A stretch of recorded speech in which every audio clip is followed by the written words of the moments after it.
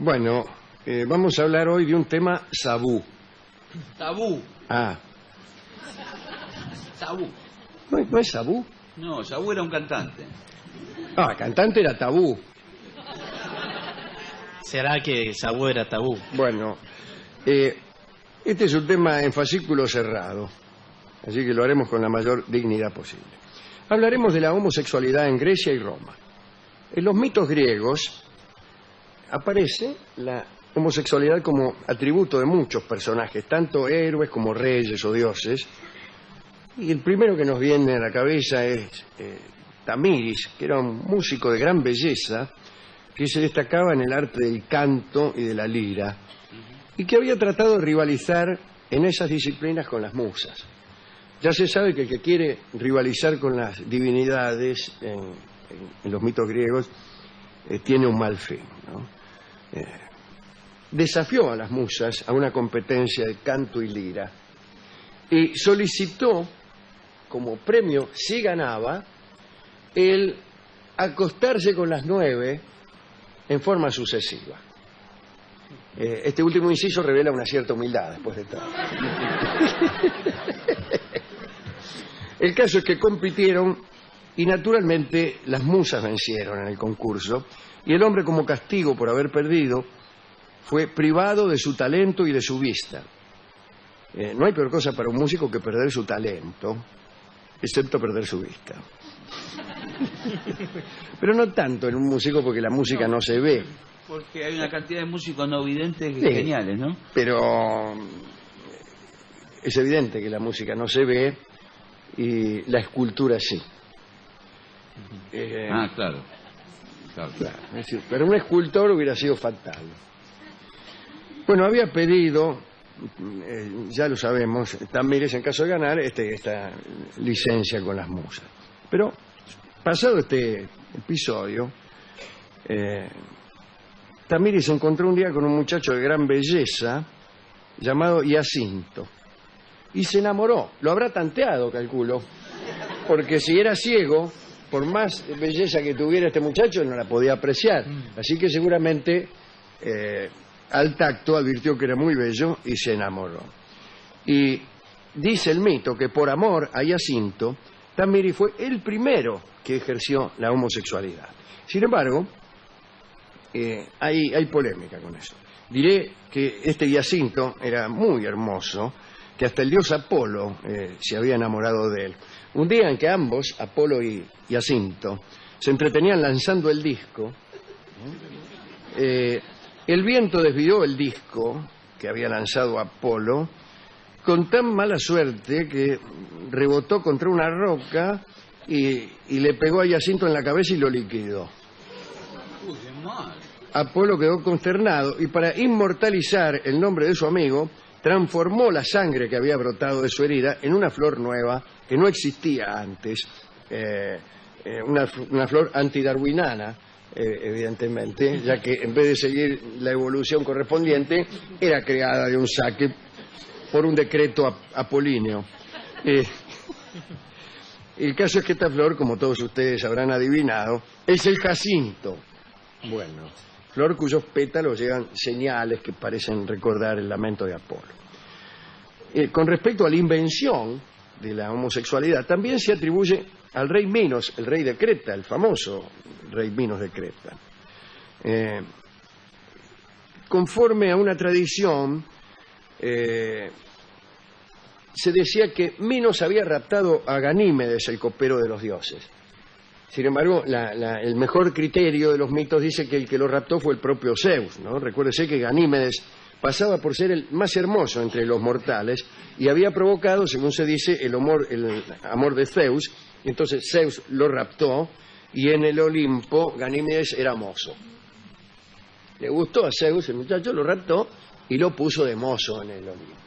No es denigrante tampoco servir ahí, bueno, qué sé yo, ¿qué va a ser denigrante? Ser mozo es una profesión, pero en el Olimpo es una maravilla. ¿Sí? Es más. El mozo del Olimpo. Fantástico. Pero, sin embargo, como acabo de decir, algunos dicen que fue Minos, el rey de Creta, el que raptó a Ganímedes. De Minos hablamos muchísimo, ¿no? Siempre contamos que Minos era un hombre muy enamoradizo, estaba casado con una señora un poco bruja, Pasífae, y le había hecho un hechizo a su marido. Y por culpa de ese hechizo, este hombre, cada vez que se acostaba con una mujer, tenía la siguiente desgracia. Le salían del cuerpo unos escorpiones, Señor. insectos y bichos venenosos que picaban enseguida a la mujer que estaba con él. Esto le creó una cierta mala fama. Y sí. Pero finalmente alguien lo curó, no viene al caso cómo. Pasífae, la mujer del tipo, es aquella que se enamoró de un toro y que se hizo construir por Dédalo una vaca Donde se metía adentro y cocorocó cuando aparecía el toro. En Grecia, volvemos al tema central de este asunto, en Grecia jóvenes y viejos se exhibían desnudos en la palestra o en los gimnasios y a veces, era muy frecuente en realidad, no solo a veces, que un hombre maduro se fijara en un adolescente y lo persiguiera.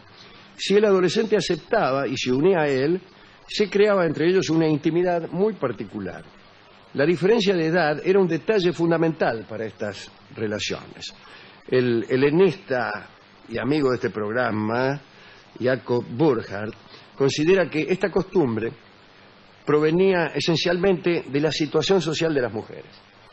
Las mujeres en Grecia, por mucho que cacarearan su espíritu democrático, eran excluidas de lo más alto que había en la vida griega. ¿Y qué es lo más alto que había en la vida griega? El espíritu agonal, o sea, todo lo que tiene relación con la competencia. Y la mujer no solo estaba excluida porque no podía competir, sino que ni siquiera podía asistir allí donde se competía. No podía asistir, por ejemplo, a los Juegos Olímpicos. No podía participar, pero tampoco podía ver.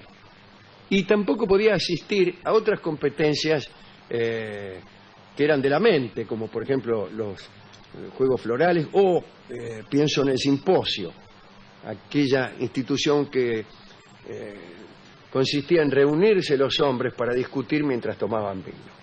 Algo parecido a lo que se hace ahora, pero por lo menos le daban un nombre. Bueno, las mujeres no podían competir ni asistir. Y toda esta exclusión de las mujeres, dice Burckhardt, provoca la aparición de este desarrollo del amor entre los hombres. En muchos gimnasios se veía la estatua de Eros, el dios del amor, ¿no?, que es una divinidad menor, entre Hermes y Heracles. Ninguna depravación existía en estos romances. Era amor concebido como irreemplazable, sin comparación con ningún otro, decían ellos, y estaba fundado en la admiración recíproca entre el hombre mayor y el más joven. El hombre mayor admiraba la juventud y tenía la tarea de proteger al amado, de formar su espíritu y de consagrarle lo mejor de su pensamiento. Y hasta habían establecido una edad ideal. La del hombre mayor parece que era de 45 años. Y la del Herómenos, el menor, debía ser un adolescente entre 13 y 18. Un detalle, estos adultos que buscaban un joven como amante y como discípulo, estaban casados con hijos, en fin. Lo que sí estaba un poco mal visto, bastante mal visto, era el homosexual travestido. En Atenas, en realidad, lo único que se castigaba era la violencia en el amor. Y también se atacaba al que se vendía con ánimo de lucro. Solo entonces, mediando el dinero y la violencia, la pederastia adquiría entre esos hombres un carácter vergonzoso. Un ejemplo de esto es el pleito entre dos hombres llamados Esquines y Timarco. Esquines denostaba a Timarco, un joven que a los 13 años se vendía por una moneda. Y decía: yo no critico los amores honestos, sino que condeno, como condena la ley, los amores mercenarios.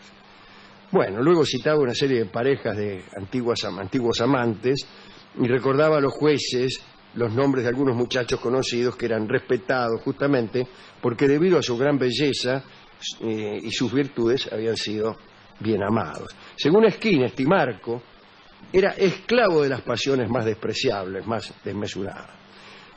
Timarco, Esquines era el otro, ¿no? Timarco, decía él, tenía cientos de amantes y los tuvo hasta que perdió su belleza y su juventud. Parece que murió en un tugurio infame, qué sé yo. Y fíjense la idea, yo cuento esto para desarrollar un poquito esta idea. Aparece la palabra esclavo aquí, en la descripción de una pasión o de un vicio.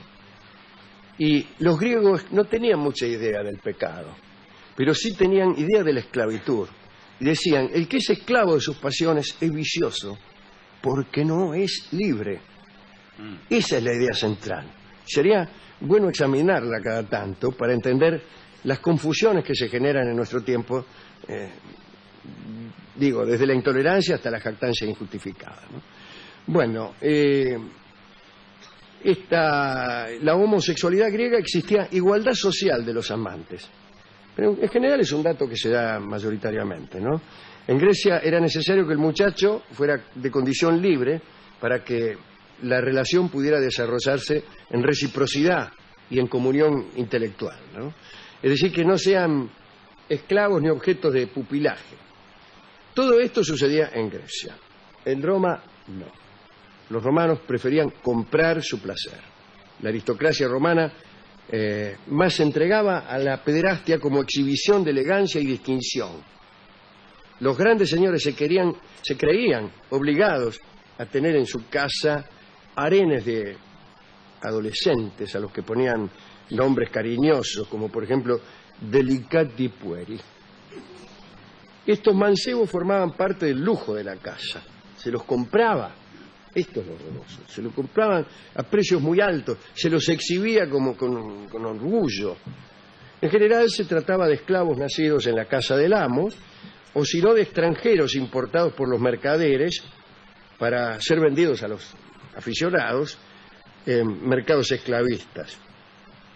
Y los ponían a los muchachos ahí en un estrado, entre otros productos, y eran obligados a fingir maneras delicadas, a pronunciar unas palabras que aprendía de memoria, incluso a hacer bromas preparadas de antemano por el mercader para hacer gracia a los clientes. Llegaban generalmente del África.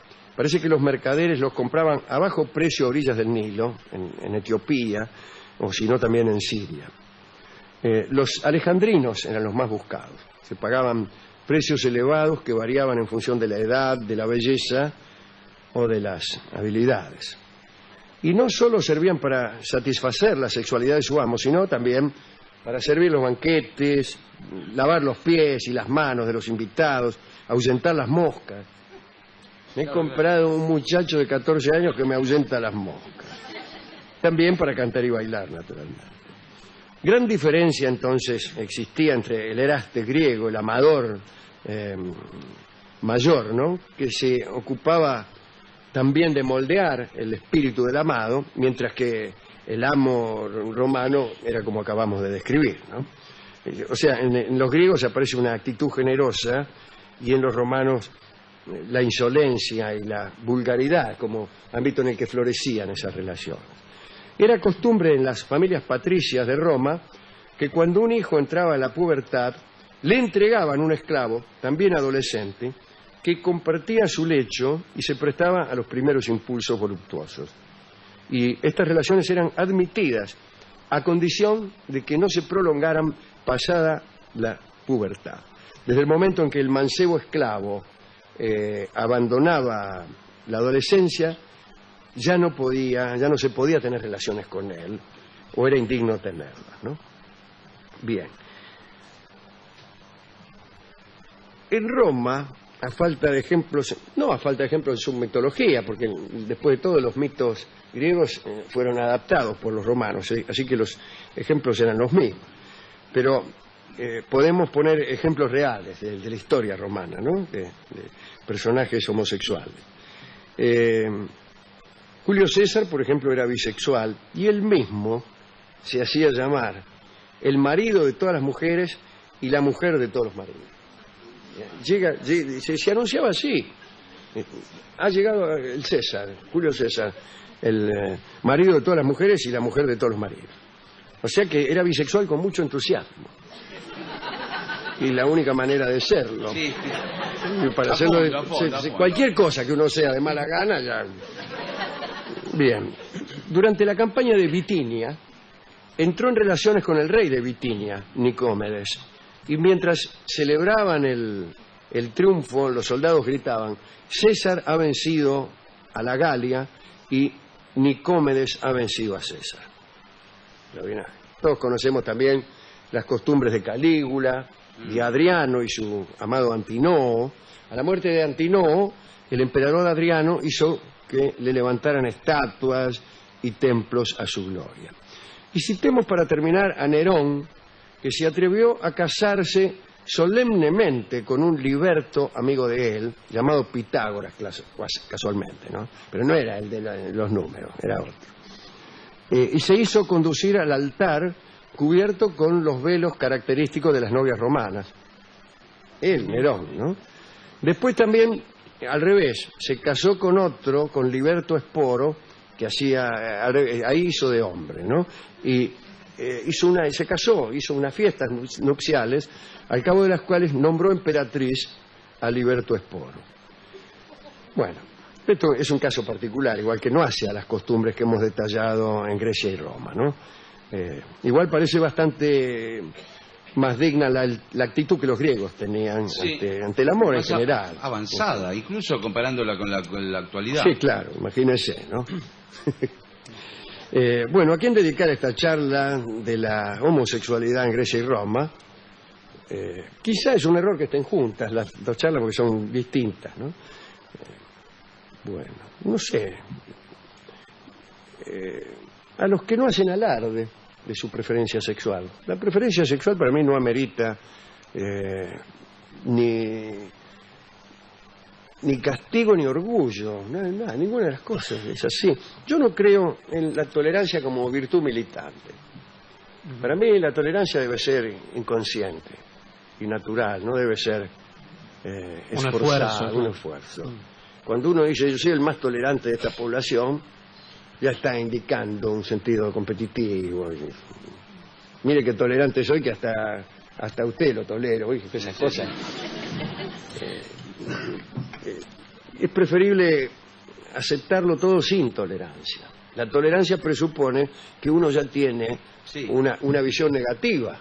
Si hay algo que requiere un esfuerzo para soportarlo, es porque ese algo de algún modo es visto negativamente por uno. Muy bien.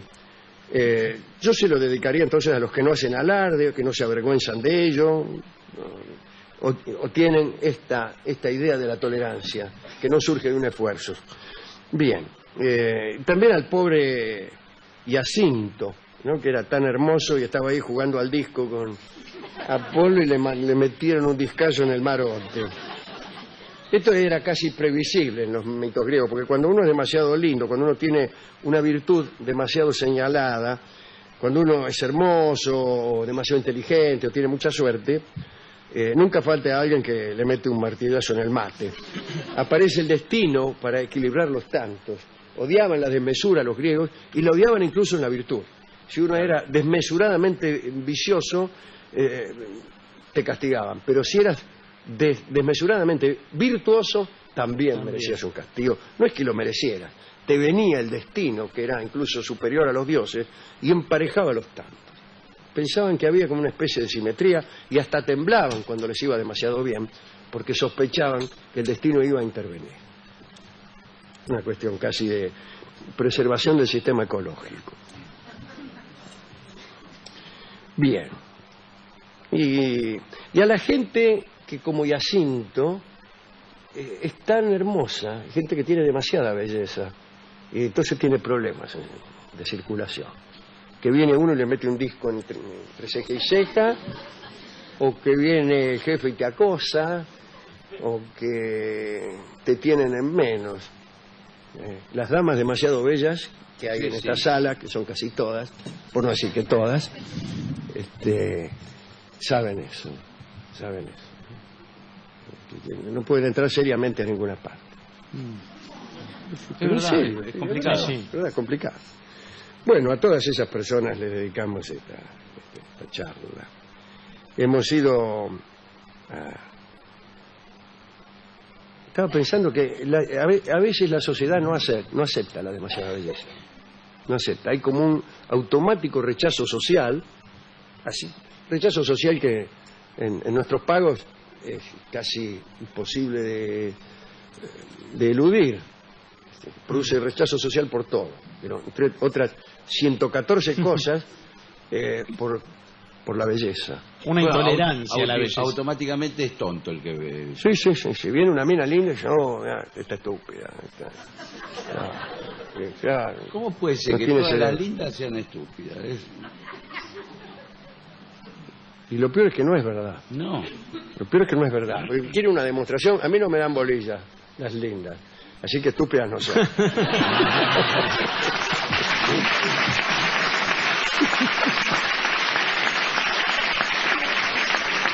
Bueno, muy bien. Hemos ido a la discoteca y Esta historia es bárbara para el discotecario. Sí, tiene mucho para... él me contó.